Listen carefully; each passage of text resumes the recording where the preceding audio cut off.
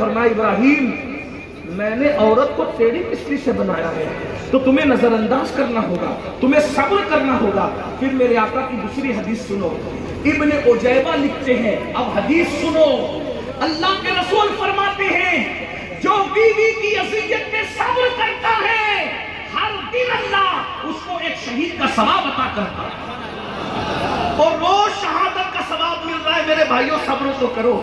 اور ایک بات آخری میں کہہ دوں، امام عبدالوہاب شعرانی اپنی کتاب میں لکھتے ہیں کہ میں نے اپنے مرشد علی خواص سے پوچھا کہ حضرت یہ بیویاں تھوڑی سی ٹیڑھی ترچھی ہوتی ہے، تو حضرت ابراہیم خواص کیا کہتے ہیں کہ بیٹا عبدالوہاب جتنے ولی ہوئے ہیں اکثر ولیوں کی بیویاں شوہر کو اذیت دینے والے بہت کم خوش نصیب اولیاء ایسے ہیں جن کی بیویوں نے ان کو کوپریٹ کیا، ورنہ اکثر منہ چلاتی تھی، اذیت دیتی تھی۔ اور اس میں حکمت کیا تھی؟ اللہ کی حکمت یہ تھی کہ ادھر سے منہ ٹیڑھا ترچھا ہوگا نا تو پوری توجہ یارڈ کی طرف ہوگی۔ اس میں حکمت بھی ہے، سن لیجئے، اللہ اکبر۔ اور کتنے بڑے بڑے لوگوں نے کتنے کڑوے قصیدے سنے ہیں۔ میں نے کہا نا کہ بیوی شوہر سے محبت تو کرتی ہے، عقیدت نہیں کرتی، لیکن آپ کو جھیلنا پڑے گا۔ میرے آقا فرماتے ہیں جو بیوی کی اذیت پہ صبر کرے اللہ اسے صبر ایوب کا ثواب دیتا ہے، اور جو شوہر کی اذیتوں پہ صبر کرے، طلاق نہ مانگے۔ بہنیں بھی بیٹھی ہوئی ہیں، ان کی بھی ایک توجہ چاہتا ہوں، تھوڑی تھوڑی سی بات پہ طلاق مانگتی ہے، جھگڑا کرتی ہے، شوہر کو ابھارتی ہے، یہ نادانی مت کرو، بہت پچھتاؤ گی۔ شوہر سے نباہ کرو۔ اللہ کے رسول علیہ السلام فرماتے ہیں اگر کوئی غریب شوہر سے نباہ کرے گی، ایسی خاتون اپنی آبرو کی حفاظت کے ساتھ زندگی گزارے گی، ایسی عورت کو اللہ جنت میں میرا پڑوس عطا فرمائے گا، مصطفیٰ جان رحمت کا پڑوس نصیب ہوگا۔ جو عورتیں شوہر کی اذیت پہ صبر کر لے اللہ اسے آسیہ کے صبر کا ثواب عطا فرماتا ہے۔ تو عورتیں جلدی سے شوہر سے عقیدت نہیں کرتی، بہت کم عقیدت والی عورتیں ہوتی ہیں۔ حضرت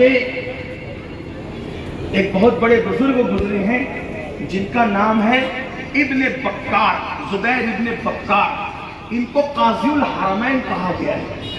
بیوی کی موجودگی میں دوسرا نکاح کبھی نہیں کیا۔ تو ایک دن ان کی بھتیجی نے چچی سے کہا چچی اماں میرے چچو کتنے اچھے ہیں کہ کبھی انہوں نے دوسرے نکاح کی بات نہیں کی۔ تو عورت ہوتی ہے، ابن بکار کی عورت، ان کی بیوی قاضی الحرمین کی بیوی، شوہر کی تعریف سن لی بھتیجی سے تو برہم ہو گئی، کہنے لگی چھوڑ یہ جو کتابیں رات بھر پڑھتے بیٹھتے نا، یہ 300 سوکنوں سے زیادہ مجھ پر بوجھ پڑتی ہیں۔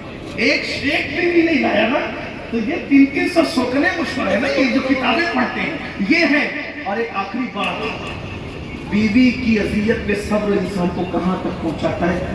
کاش کہ میرے بھائی صبر سیکھ لیں، صبر سیکھ لیں، صبر سیکھ لیں۔ ایک روایت دل کے کانوں سے سنو جو مجھے بہت پسند ہے۔ سلسلہ رفاعیہ کے عظیم بزرگ سیدی احمد کبیر رفاعی، ان کے کسی مرید نے خواب دیکھا کہ میرے پیر مقام صدیقیت کے فائز ہو گئے۔ اور مقام صدیقیت کیا ہے؟ یہ ولایت کا آخری درجہ ہے۔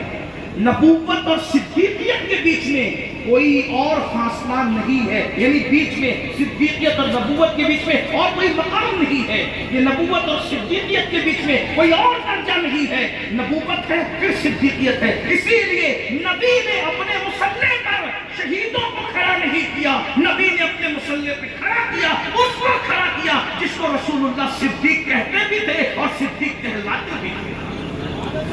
حضور نے اپنے مصلی پر اپنے بعد صدیق کو کھڑا کیا نا۔ حضور محدث اعظم کی چوچمی کا بہت خوبصورت شعر ہے، مرتبہ حضرت صدیق کا یہ ہے سید، ہر فضیلت کے وہ جامع ہیں نبوت کے سوا۔